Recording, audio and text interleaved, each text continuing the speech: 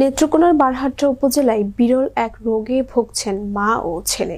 চিকিৎসার অভাবে নিভে যাচ্ছে তাদের আশার আলো। হৃদয় রায় সজীবের তথ্যচিত্রে বিস্তারিত।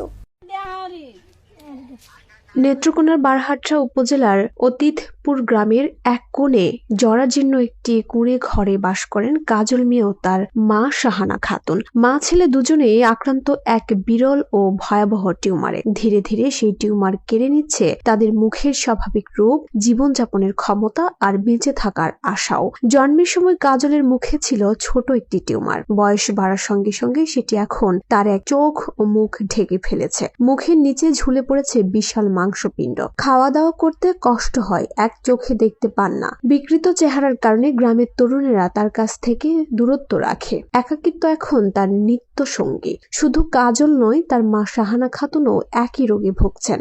গালের পাশ থেকে ঝুলে পড়েছে টিউমার, যা বুক পর্যন্ত বিস্তৃত। শরীর জুড়ে দেখা দিয়েছে অসংখ্য ছোট বড় গুটি।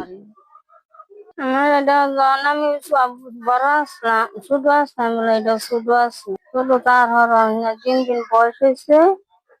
নিচে নামিয়ে ওজন লাগে, গলা হুড়া হরে, বিষ বাদ নাই, কাল সামরা উঠতে উঠতেছে, কাল সামরা উঠতে যন্ত্রণা হবে, রক্ত করে ডাইলে হরবো, উন্না দিতে যাবো, খাওয়ার দিতে যাবো, গলা হুড়া করে, পেটটাও করে। চিকিৎসা লাগে একবার ছেলেটারে মেশিন গেছে, অনেকটি আসা, মানে টিয়া পয়সা মিলাইতে পারি না, চিকিৎসাও করতে পারি না।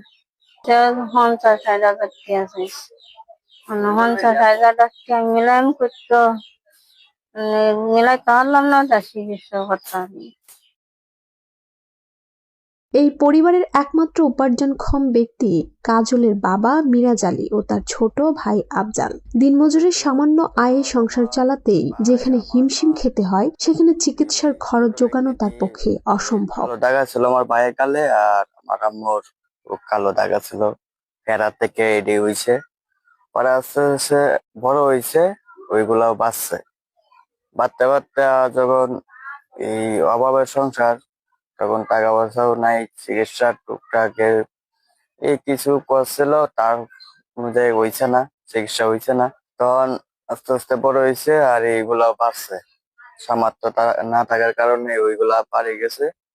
হ্যাঁ, পরে এভাবে দিন চলতেছে, আর এখন অসুবিধার মধ্যে পড়ে গেছে। খাইতে পারতেছে না ভালো করে, চলতে পারতেছে না ভালো করে। গ্রামের মানুষও বলছেন, কাজল এখন ঘর থেকে বের হতেও ভয় পায়। আগে ভিক্ষা করে কিছু আয় করত, এখন তাও বন্ধ।